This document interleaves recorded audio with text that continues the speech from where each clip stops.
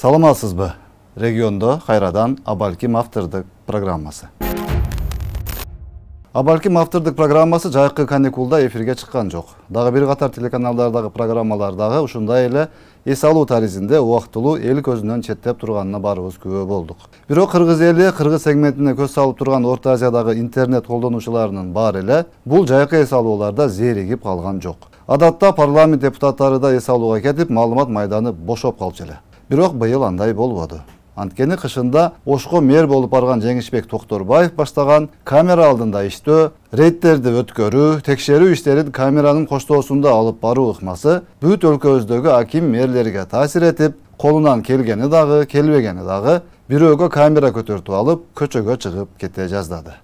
Оштун мэрин элдин баары мактап атат, ушунсек бизди дагы эл дагы, жогорку бийлик дагы мактайт экен деген үмүттө болсо керек. Бири водолаздын ачкысын тагынып, терминатор басыш менен шымаланып мусор текшерип чыгып алса, башкасы тейтеңдеп дагы башка кылык жоругу менен эл алдына чыгып, кызыктай эле бир өнөктүк мода башталып кетейин деди. Парламент төрагасы дагы муну ачык эле айтып өтүүнү туура көрүп, бири-бири менен жарышып аткандай көрүнүшкө айланып бара жаткан бул комедияны токтотууга чакырды.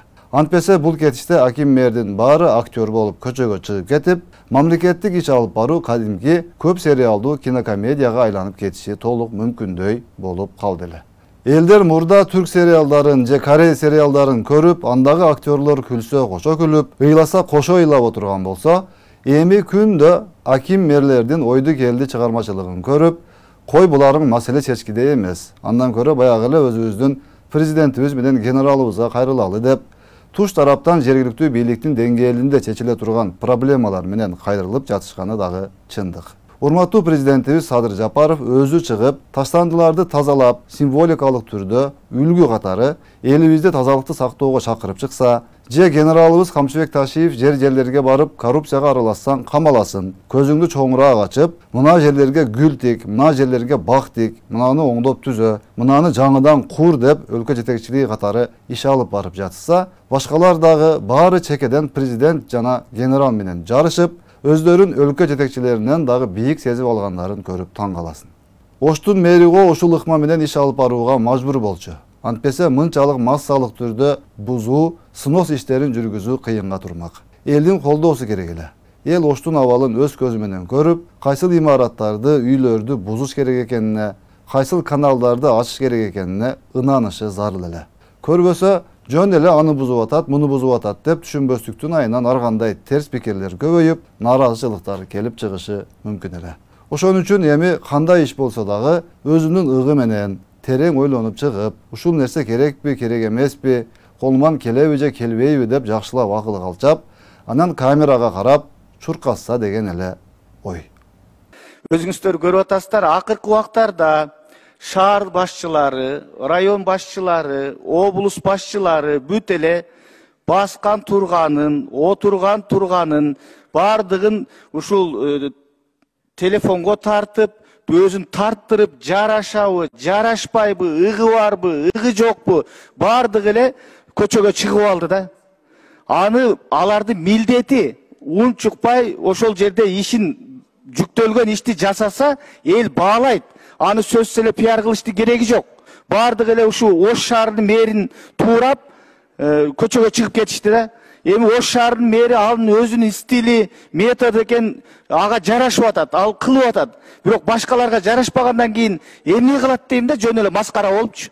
Ошон үчүн жөн эле өзүнүн аткаруу бийлигиндеги ишин аткарсын шаар башчылары, акимдер, губернаторлор. Токтоп койсоңар, жөн эле бир эки мусорду бир таштандыны чыгарып атканды деле көрсөтүп кыргыз элине жарыя кылып, ал түздөн түз сиздердин эмгек кыла турган ишиңер, эл баалайт силерди.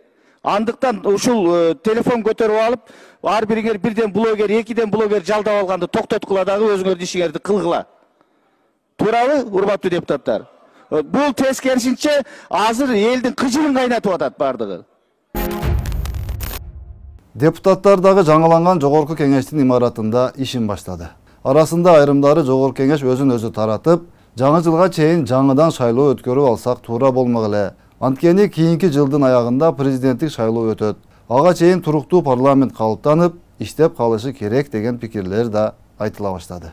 Эми эмнеси болгон чакта дагы, эгер жакында Жогорку Кеңешке шайлоо боло турган болсо, эли журтубуз жакшылап карап көрүп, бир мындай колунан иш келген, ар кимге акча төлөп мыйзам жаздырып алып, мына менин мыйзамым деп күн көрбөгөн, өзү мыйзам жаза алган, көрүнгөндү сатып, көрүнгөн жерге секирип, өзү менен өзү эле убара болуп жүрө бербей турган, карапайым элдин жашоосун жакшыртууга чын дили менен умтулган, билимдүү, абийирдүү, уяттуу, анан ыйман ынсаптууларды шайлап алса, кандай жакшы болот эле. Кызыгы эми депутат боломун деген талапкерлер элдин алдына жолугушууларга барып, кандай сөздөрдү сүйлөп, кантип добуш алат болду экенинде. Анткени буга чейин депутат болом дегендер элге бара калып, жолуңарга шебен төгүп берем, трансформаторуңарды алып берем, мына жерге асфальт кылып берем, мынериңерге спорт зал куруп берем деп жүрүп, добушун алчу эмес беле. Эми азыркы бийлик, өкмөт андай иштердин баарын өзү колго алып, имарат курулушу болобу, жол курулушу болобу, башка иштер болобу, баарын өзү максималдуу тездикте жана көлөмдө аткарып жатканын баарыбыз көрүп билип турабыз. Демек эми биздин элдин добушун антип шебен менен же асфальт же бетон менен алууга болбойт. Ал номерлер жараксыз болуп калды. Депутатсыз эле бардык иштер өз нугу менен бүткөрүлүп жатат жана бүтө бере турган жолго аткаруу бийлиги тарабынан коюлду. Андыктан эми депутат болом дегендер баягы бата алдым ыкмасына өтүшөрү талашсыз. Мен ажоодон бата алып чыктым, мен генералдан бата алып чыктым дегендер чыгат эми. Ошентип өлкө жетекчилигинин батасын алдым деп добуш топтойм дегендердин дагы бир тобу өз башына проблема үйүп, жазаланып, бүт эли журтка шерменде болору дагы анык нерсе. Анткени андай бата алдымдардын жиндикетти жүрүштөрүнө президент да, генерал да катуу сокку уруп, жол бербеши турган сөз. Шайлоонун айынан кандай иштер болуп келгенин баарыбыз жакшы билебиз. Анан дагы жулкунуп, баары бир баягы эле 20-30 жылдан бери депутат болуп көнгөндөр дагы эле мен депутат болушум керек деп чыгаары дагы анык нерсе. Кыскасы бул депутаттар боюнча дагы кызыктын баары алдыда. Бийлик шайлоону таза өткөрүүгө болгон күчүн жумшайт деңизчи. Элибиз эле эски түшүнүктөрдөн арылып, туура чечим чыгарса болгону. Эми жанагы уурдап тойбой жаткан коррупционер, жемкорлор тууралуу бир-эки ооз сөз. Биринчиден, коррупцияны ошол бийликтин, мамлекеттик кызматтын кайсыл бир будагында, кайсыл бир кабинетинде отургандар жасап келген жана жасап жатат.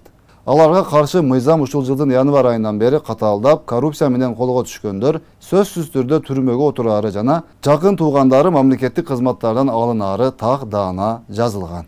Камчыбек Ташиев бул ишке киришип, бир жылда коррупцияны жок кылабыз деген максатта иш алып барып жатат. Мындайча айтканда, эмки жылдын аягында өлкөбүздө коррупция, жемкорлук деген нерсе дээрлик жок болуш керек. Бул генерал Ташиевдин учурдагы эң негизги талабы. ОПГны жок кылгандай эле жемкорлукту дагы жок кылууга киришкенин элдин баары жакшы билет. Бирок бул деген сөз генерал Ташиев жеке өзү жалгыз күрөшүп, коррупцияны жок кылышы керек, калганыбыз жөн эле көрүүчү болуп, кол чаап отура беришибиз керек дегенди түшүндүрбөйт. Бардык эл журт коомчулук жапатырмага киришип, жардам берип, аракет кылууга мамлекетибиз алдында, өзүбүздүн адамдык ар-намысыбыздын алдында милдеттүүбүз. Анткени мамлекет баарыбызга керек. Кыргызстаныбыздын келечеги, өнүгүп өсүүсү, тартип орноп, таза коом, жемкору, ОПГсы жана башка терс жактары жок өлкө курууга ар бирибиз кол кабыш кылып, умтулуп аракет кылышыбыз керек. Камчыбек Ташиев коррупционерлерди жок кылам деп чуркап жүрсө, ошол эле УКМКнын, же ИИМдин, же прокуратуранын ичинде погонду чыкыйтып тагынып, мен чекистмин, мен милициямын, мен прокурормун, мен сотмун, мен Кудайарханмын, мен кыйынмын деп олчойтуп 100 миңдеген долларларды алып, уурдап жеп, эч нерсени билбеген аппак периште болуп көрүнүштүн эч кажети жок. 15-20 миң сом алгандарды кармап келип, мына ууруну кармадык деп, өздөрү 100 миңдеген долларларды уурдап жеп жүргөн кызматкерлердин дагы күнү бүтөрү эч шексиз жана анык. Айлап жылдап уурдагандарын бир күндө кайтарып алып, өзүн түрмөгө тыгып, тообосунда таянтып коюш генерал үчүн эч маселе эместигин бүгүн билбеген ким калды?